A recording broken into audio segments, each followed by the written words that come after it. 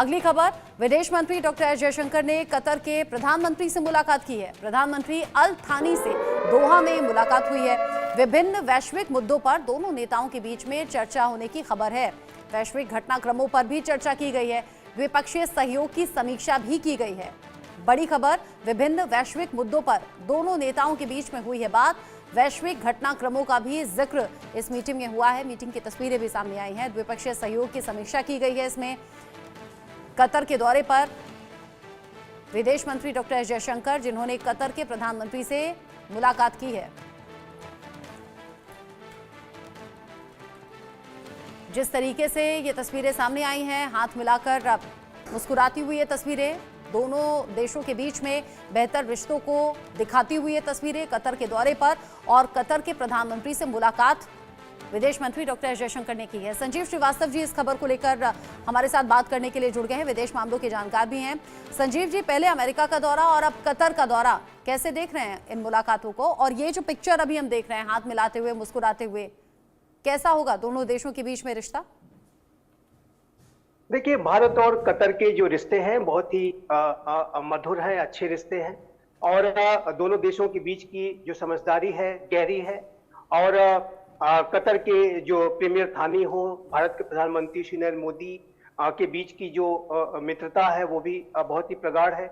और जिस तरीके से कतर ने हमारे जो फॉर्मर नेवल ऑफिसर्स को भारत में सुरक्षित वापसी करने की दिशा में अपना सहयोग दिया, अनेक विषयों की वजह से उनको वो जहां पर वो केसेस में एंगेज थे और उसको रिजॉल्व कराने में कतर ने भारत के साथ जैसा सहयोग किया है, उसके लिए भारत जाहिर है कि उस कोऑपरेशन से अभिभूत है।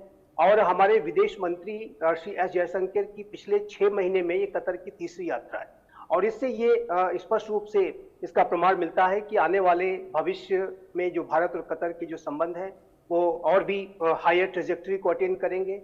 कतर एक छोटा राष्ट्र अवश्य है लेकिन बेहद संपन्न राष्ट्र है। बड़ी संख्या में वहां पर हमारे भारतीय भी रहते हैं और उनका भी एक कनेक्ट है। और कतर के बारे में मैं एक विशेष रूप से एक बात कहना चाहता हूं कि कतर की जो एक भूमिका पूरे मिडिल ईस्ट रीजन में एक प्रॉब्लम सॉल्विंग कंट्री के रूप में रही है। कतर एक ऐसा राष्ट्र है जो कि अनेक राष्ट्रों के साथ, जो मिडिल ईस्ट रीजन के अनेक राष्ट्रों के साथ वो मधुर संबंध बना करके रखता है।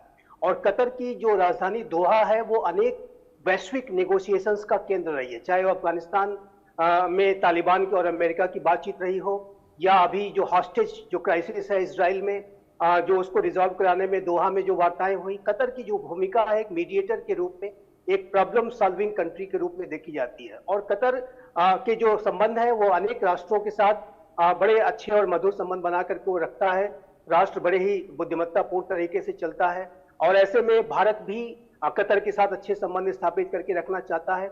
कुछ एक ऐसे विषय हैं जिसके ऊपर अवश्य चर्चा होगी। हमारे एक नेवल ऑफिसर अभी भी वहां पर हेल्ड बैक उनको किया गया है कुछ रीजंस की वजह से। तो श्री पूर्णेंदु तिवारी जो नेवल ऑफिसर रहे हैं उनका भी आना बाकी है, तो उस संदर्भ में भी संभव है कि कोई प्रगति हो सकती है।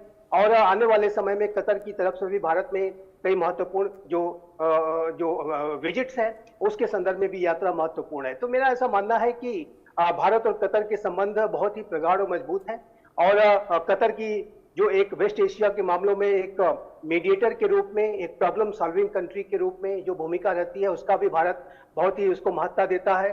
और वेस्ट एशिया में यदि कोई कॉन्फ्लिक्टिंग सिचुएशन को रिजॉल्व कराने में अनेक राष्ट्र जो है वो कतर की तरफ बड़ी ही आशा और अपेक्षा के साथ देखते हैं। यूनाइटेड स्टेट्स ऑफ अमेरिका के भी कतर के साथ बड़े अच्छे संबंध हैं। अमेरिका का जो सबसे बड़ा बेस है वो पूरे मिडिल ईस्ट रीजन का वो कतर में ही है। तो ऐसे में ही अनेक जो स्ट्रेटेजिक रीजन्स की वजह से और साथ ही साथ जो डिप्लोमेटिक जो कतर की जो समझदारी है उसकी वजह से भारत कतर को बहुत सम्मान देता है और कतर के साथ अच्छे संबंध बना के रखना चाहता है। और 6 महीने के अंदर तीसरी यात्रा ये श्री अजय शंकर की है, जो कि इस बात को दर्शाती है कि आने वाले समय में भारत और कतर और अधिक गहरे तरीके से और प्रगाढ़ तरीके से एक दूसरे के साथ अपने संबंधों को बढ़ाएंगे।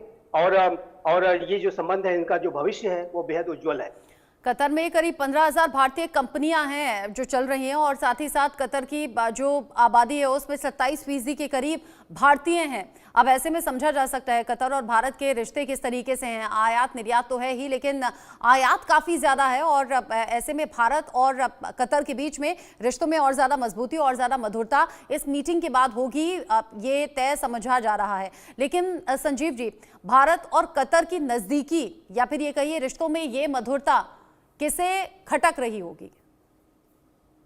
जाहिर है कि जो भारत का जो वेस्टर्न एडवर्सरी है पाकिस्तान, वो इस तरीके के भारत के जो वेस्ट एशिया के आउटरीच को वो पसंद नहीं करता है और उसमें वो तरह तरह के रोड़े अटकाता है, चाहे वो हमारे संबंध ईरान के साथ हो, चाहे वो मिडिल ईस्ट रीजन के अन्य राष्ट्रों के साथ। जिस तरीके से भारत की महत्ता बढ़ रही है वो पाकिस्तान को निसंदेह खटक रहा होगा और वो पाकिस्तान को भारी दबाव में भी रखता है।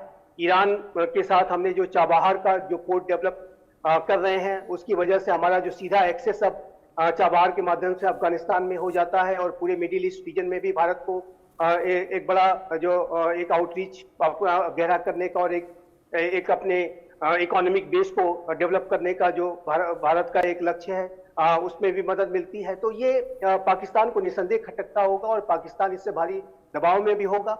लेकिन आज पाकिस्तान जो कि स्वयं अपने अस्तित्व के संकट से जूझ रहा है, यदि वो भारत के प्रोएक्टिव अप्रोच के ऊपर ज्यादा वो अगर तवज्जो देगा तो जाहिर है कि जो बचा खुचा उसका जो अस्तित्व वो भी संकट में पड़ जाएगा। तो बेहतर होगा पाकिस्तान के लिए, मैं अवश्य ये कहूंगा कि वो अपनी समस्याओं पर ध्यान दें।